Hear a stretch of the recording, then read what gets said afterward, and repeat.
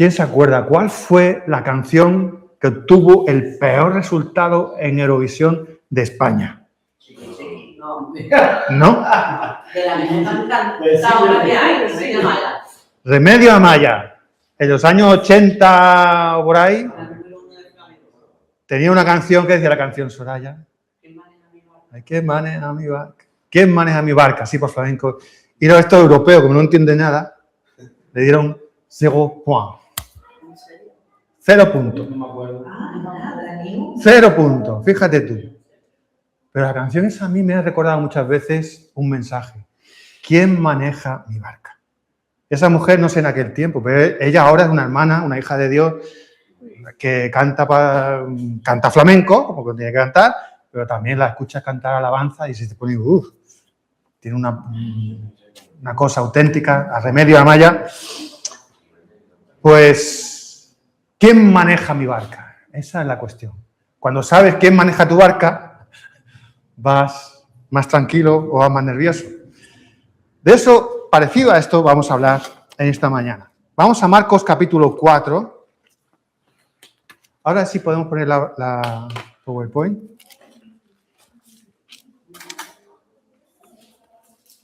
En Marcos capítulo 4, después de todo lo que hemos visto sobre las semillas, ¿verdad? Que hemos estado hablando sobre las semillas, viene algo que parece que no tiene nada que ver con la semilla, pero sí tiene que ver, lo vamos a ver al final, que la palabra de Dios es maravillosa. Marcos 4:35, aquel día cuando llegó la noche les dijo, pasemos al otro lado. Y despidiendo a la multitud le tomaron como estaba en la barca, y había también con él otras barcas. Pero se levantó una gran tempestad de viento y echaba las olas en la barca de tal manera que ya se anegaba. Y él estaba en la popa durmiendo sobre un cabezal. Y le despertaron y le dijeron, Maestro, ¿no tienes cuidado que perecemos? Y levantándose reprendió al viento y dijo al mar, calla, enmudece. Y cesó el viento y se hizo grande bonanza. Y les dijo, ¿por qué estáis así amedrentados? ¿Cómo no tenéis fe? Entonces temieron con gran temor y se decían el uno al otro, ¿quién es este que aun el viento y el mar le obedecen? Amén. Esa es la palabra del Señor. Y comienza el versículo 35 diciendo eso. Aquel día cuando llegó la noche, dijo, pasemos al otro lado. ¿Te atreves a pasar al otro lado? Ese es el título que tengo yo. ¿Te atreves a pasar al otro lado? Aquella noche, aquel día cuando llegó la noche, les dijo eso. Y yo voy a ver, cada uno de estos versículos nos enseña algo acerca de lo que significa pasar al otro lado. En primer lugar, este pasar al otro lado significa obediencia, porque es un imperativo de parte de Jesús. Pasemos al otro lado. No le dice, oye, ¿qué os parece si votamos a ver si pasamos al otro lado, a la otra orilla oye, ¿qué os parece si reunimos un comité, nombramos unos cuantos delegados que hagan un comité de estudio acerca de la conveniencia de pasar al otro lado? Y no. En su autoridad, el Hijo de Dios dice, pasemos al otro lado. Pero lo dice cuando llegó la noche. Y si habéis visto todo el pasaje, está enseñando. Y había multitudes y había llegado ya la noche. Y les dice que pasemos al otro lado ¿de qué? Del mar. El mar de Galilea, también conocido como lago de Kineret o de Cineret o mar de Tiberíades. En realidad ellos le llamaban mar, pero era un lago. Es un lago que tiene unos 21 kilómetros de largo por 13 de ancho. O sea, que no es un mar. Pero para ellos, en su tierra, aquello era un mar. Pero para aquella gente, entre los que había algunos pescadores que estaban acostumbrados a lo que era llevar una barca, aquellos sabían que salir de noche al mar de Galilea, pues bueno, era por lo menos de 2 a 4 horas de remar. Tú llevas todo el día ahí currando con la multitud de que quieras que no, que tú no seas el que está enseñando, estás atendiendo a la gente para aquí, para allá, y cuando ya es de noche, que ya es la hora de descansar, a la hora de descansar te dice, pasemos al otro lado. Venga, ahora a remar. Ahora a remar. Nuestro pobre Luis, lo sacamos del trabajo y después del trabajo se va ahí a... Y luego llega, a la noche no sé qué a qué hora llegaste de Antequera, pero imagínate que te digo, venga, Luis, ahora vamos a remar un par de horitas. Vamos a remar 3 o 4 horitas. Si lo discutimos. Pero ese era el mandamiento de Jesús. Vamos a remar unas horas porque quiero que vayamos al otro lado.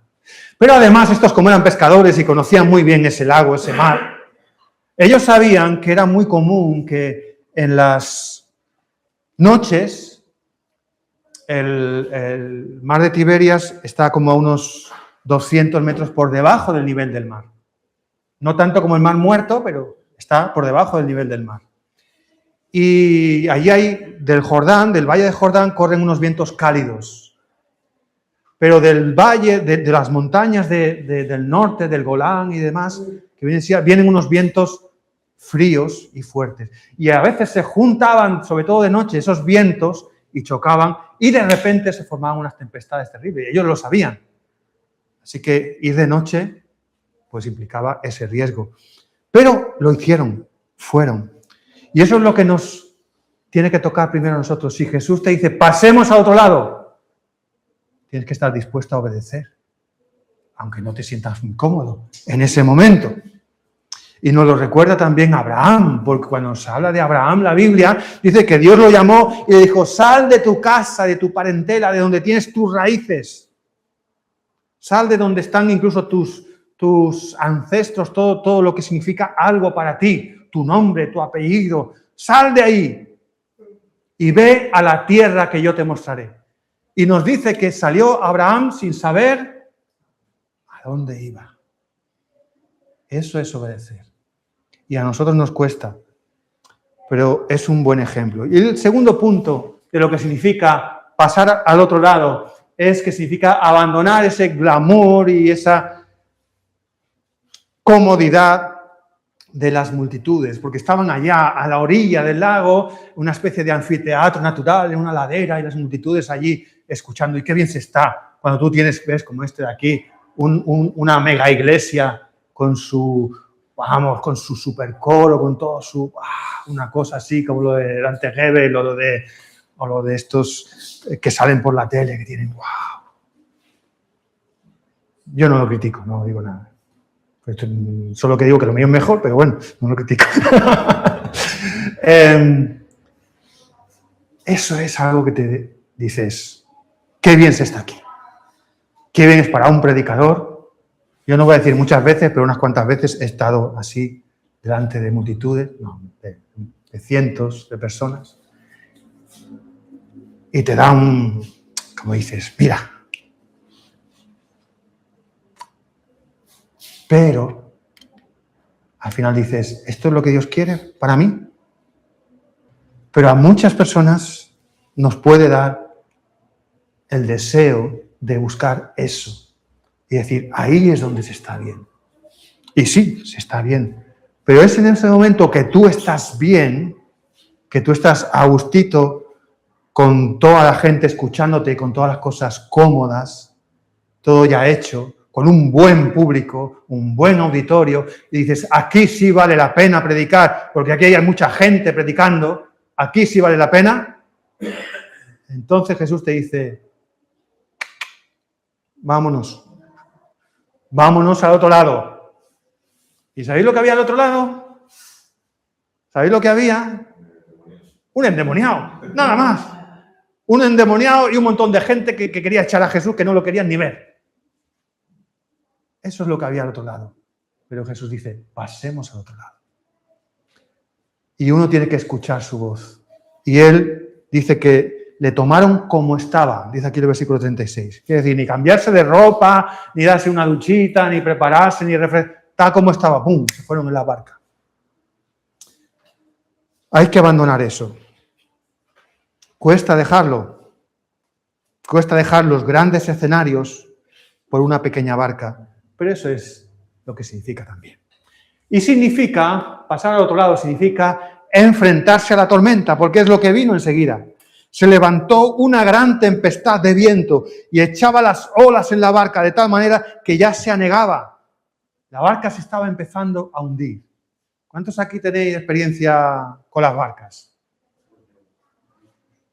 ¿Tú tienes experiencia con la barca?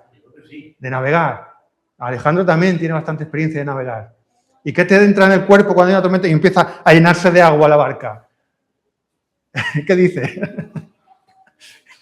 La realidad. Sí, sí, sí. Me pasó alguna vez. Ah, te ha pasado, ¿no?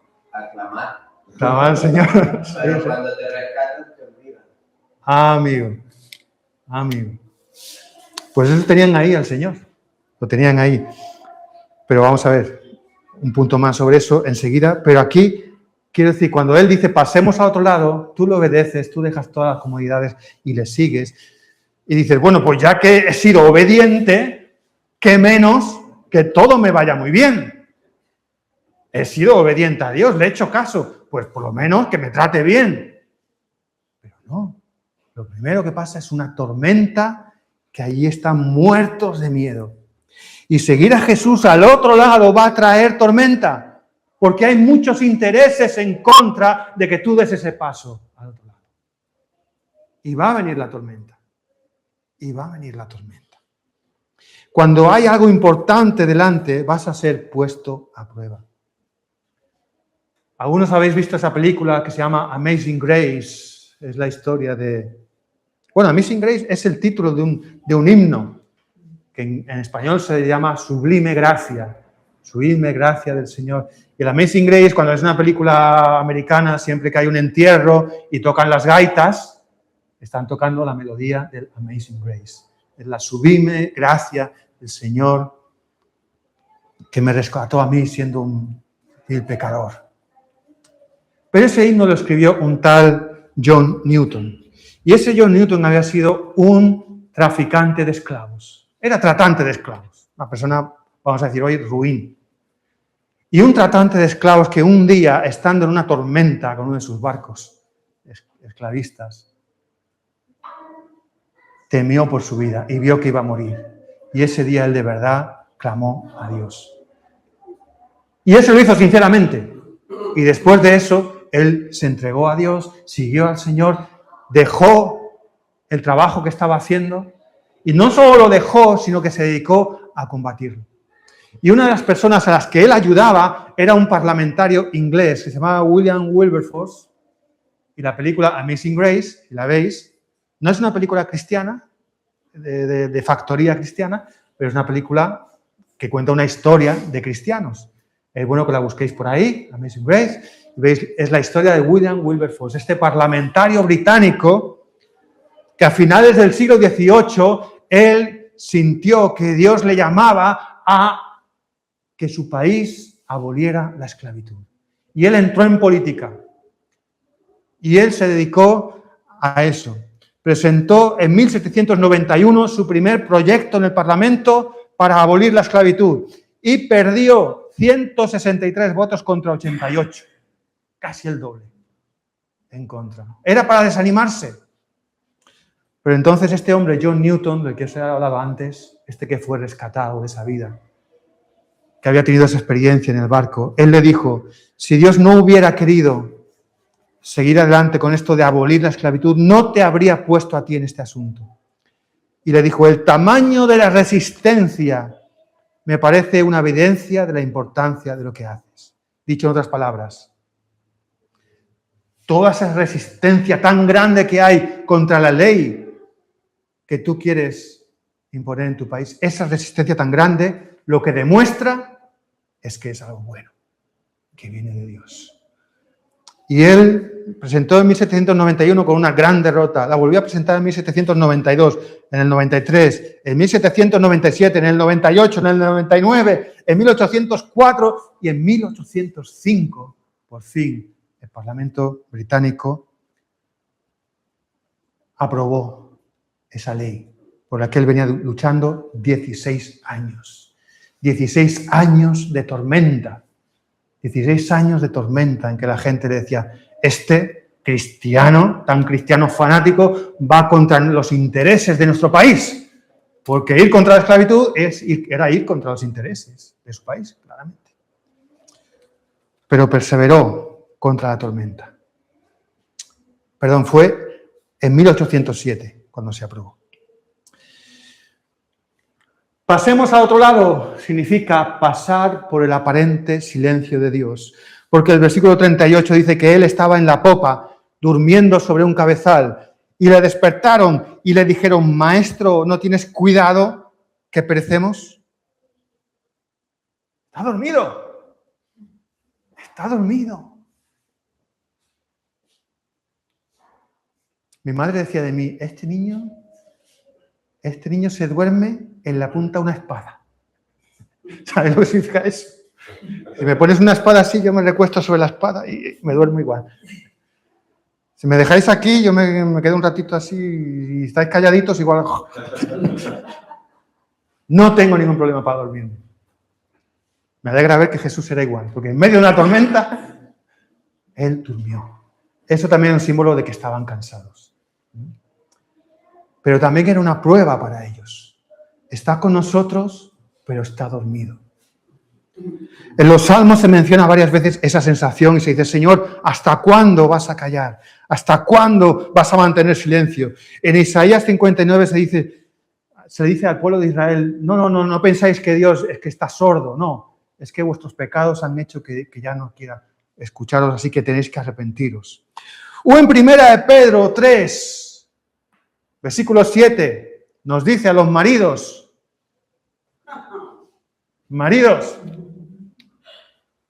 tratad a vuestras esposas como a vasija más frágil.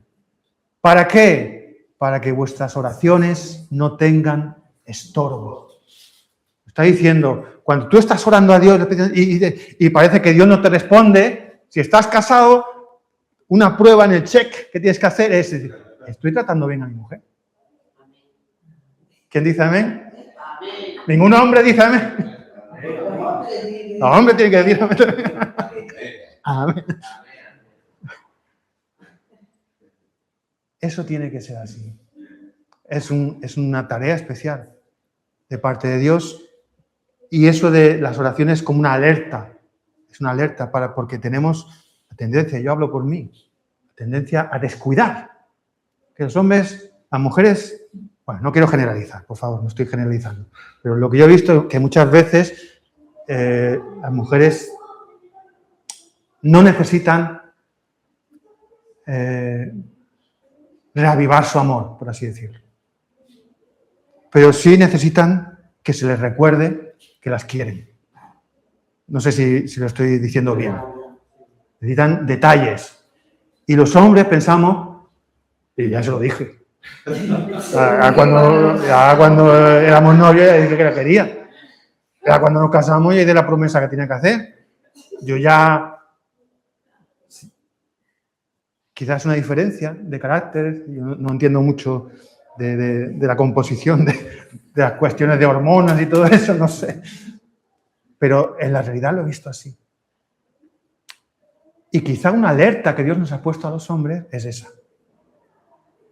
Que cuando ores, asegúrate, voy a orar, Dios me va a escuchar, que no quiero que mi oración tenga estorbo. Entonces me voy a asegurar de que estoy tratando bien a mi mujer. Pero a veces la negligencia a la hora de escuchar también produce sordera. O el descuido de lo que ya he escuchado puede producir sordera. Pero para mí la lección aquí, la lección de ver a Jesús durmiendo en la barca, es que Él, aunque esté dormido, nos parezca dormido, está presente. Y volvemos a la canción, ¡ay, quién maneja mi barca! ¿Quién? Este no me lleva a la deriva. Yo sé que Él está ahí en la barca. Y aunque a mí me parezca que está dormido, aunque a mí me parezca que no escucha, si yo sé que está en mi barca, mejor dicho, si yo sé que estoy en su barca, entonces yo sé que estoy seguro.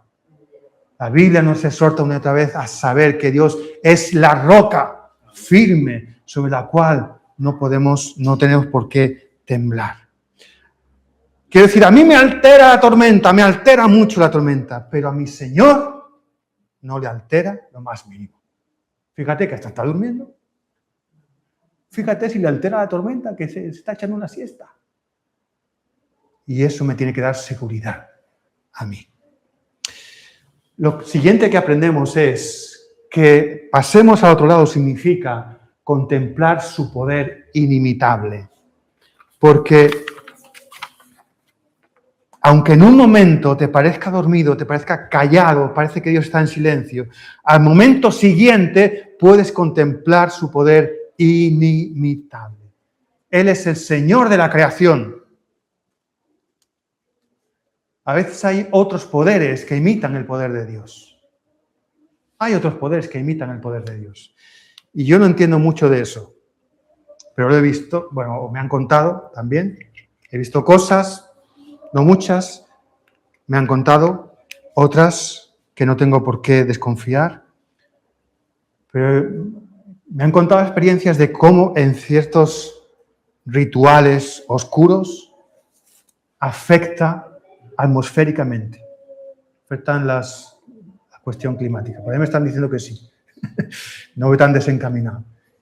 A mí me cuesta entenderlo. Yo tengo una mente muy racionalista, un poco escéptico, así, entonces me cuesta entender ciertas cosas porque digo, bueno, Dios es el Señor de todas las cosas, la naturaleza es...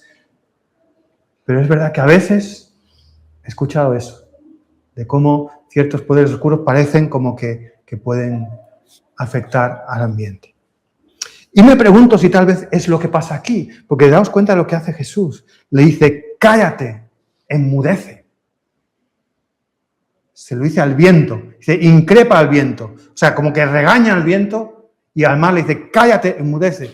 Y esa misma expresión, no está traducido igual en español, pero en el griego en que escribe Marcos, es la misma palabra, cuando dice enmudece, es la misma palabra que le dijo a un endemoniado 2 capítulos atrás, cuando le dijo, cállate y sal de él. La misma palabra que usó contra un demonio que estaba atormentando a una persona, la usa aquí, ahora, contra eso, contra la tormenta. No sé si eso tiene alguna implicación teológica o no, pero a mí me hace pensar que el Señor se enfrenta a los que tratan de imitar su poder y nos tratan de meter miedo. Lo siguiente, bueno, podemos ver su poder inimitable, pero también pasemos al otro lado significa redescubrir la pequeñez de nuestros recursos propios, de nuestras propias fuerzas. Porque enseguida Jesús les dice, ¿por qué estáis así amedrentados? ¿Cómo no tenéis fe? Y en ese momento, después de ver el milagro que ha hecho Jesús, de calmar la tormenta solo con su palabra, les dice, ¿por qué estáis amedrentados? No está usando aquí la palabra miedo exactamente, está hablando más bien de algo así como un espíritu de cobardía. Porque el miedo a las cosas que dan miedo es natural. El miedo es natural. El miedo es una reacción espontánea que no la podemos evitar. Pero el miedo produce cosas que sí que pueden ser malas. No puedo evitar el miedo, pero sí puedo evitar entregarme al miedo.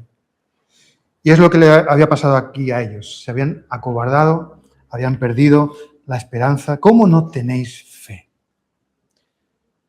Estas experiencias con el Señor nos enseñan que nuestra fe es pequeñita. Que nuestro valor, nuestra valentía, también es poquita cosa a la hora de la verdad. Y le necesitamos en nuestra barca. Necesitamos al Señor. Pero es bueno darnos cuenta de eso, de que somos pequeñitos, somos poquita cosa, somos personas muy necesitadas del Señor. Y cuando Él muestra su poder, nos damos cuenta. Y por último, significa redescubrir el asombro ante su persona. Porque dice el versículo 41, entonces temieron con gran temor Y se decían el uno al otro, ¿quién es este que aun el viento y el mar le obedecen? ¿Quién es este? ¡Wow! Pero es que te asombra. Aunque estás con él, te asombra.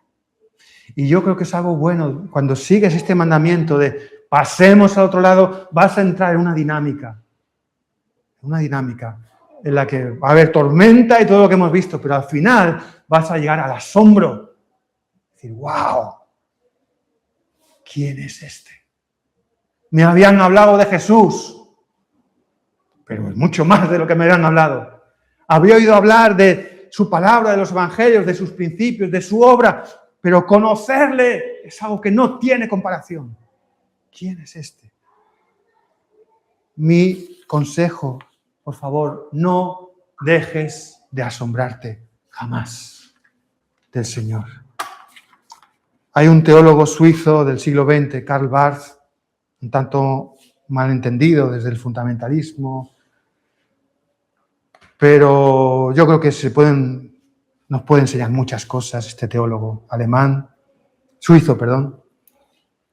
Y él decía, la señal de una fe viva es que esa pregunta, ¿quién es este?, nunca deja de ser nueva. El creyente que ya lo sabe todo sobre Jesús,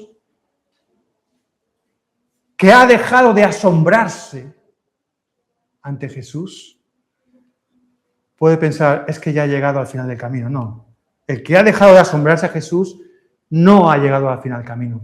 Simplemente se ha parado, se ha atascado en algún punto del camino y ha dejado de avanzar. Cuando tú caminas con Él más y más, te lleva de asombro en asombro. Y está bien que me pregunte, ¿quién es este? Con sinceridad y con corazón abierto. Y voy a la conclusión. ¿Estás dispuesto a pasar al otro lado? Si Jesús te dice, pasemos al otro lado, estamos aquí muy a gustito. Y aquí tenemos una barca, y aquí tenemos un mar que puede entrar en tormenta en cualquier lugar. Venga, vamos a la barca. Vamos al otro lado. ¿Qué dices? ¿Estás dispuesto a pasar al otro lado si Jesús va en tu barca?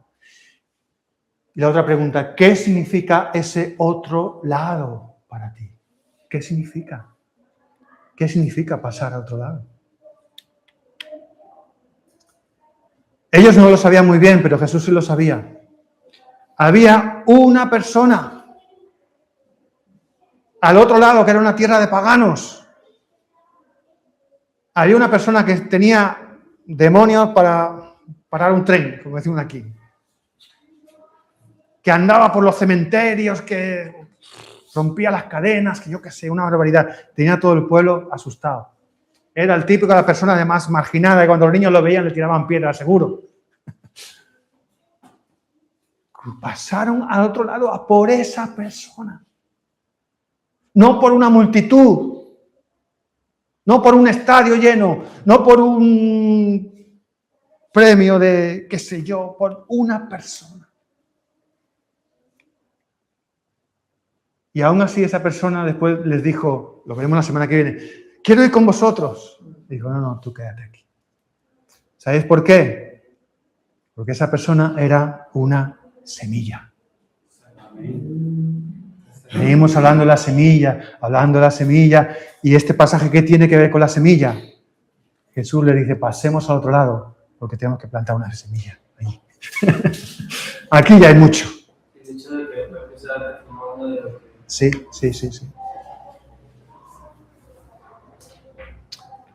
Tal vez pasar al otro lado significa comenzar una nueva vida con Cristo. Pasar al otro lado significa dar el paso de aceptar al Señor en tu corazón, de decirle, quiero seguirte porque sé que eres real, que estás hablando a mi corazón. Pero tengo que estar dispuesto a abandonar ese glamour, la comodidad, quizás las seguridades, el orgullo espiritual. Pero sabes una cosa, así vas a experimentar el asombro constante de conocer al Cristo vivo. Pues te digo eso, escucha su voz que te dice, pasemos al otro lado. Y yo digo, hermanos míos, familia, pasemos al otro lado. Pasemos a alcanzar al que está perdido, al necesitado. Pasemos a experimentar la vida que Dios tiene para mí. ¿Qué significa pasar a otro lado? Va a significar obediencia, va a significar abandonar cierto glamour y comodidades, va a significar enfrentarme a la tormenta, va a significar pasar por el aparente silencio de Dios, va a significar también contemplar su poder inimitable y va a significar redescubrir la pequeñez de lo que soy, pero también va a significar redescubrir el asombro ante su persona. Que Dios nos guíe, que sea esto real en nuestra vida.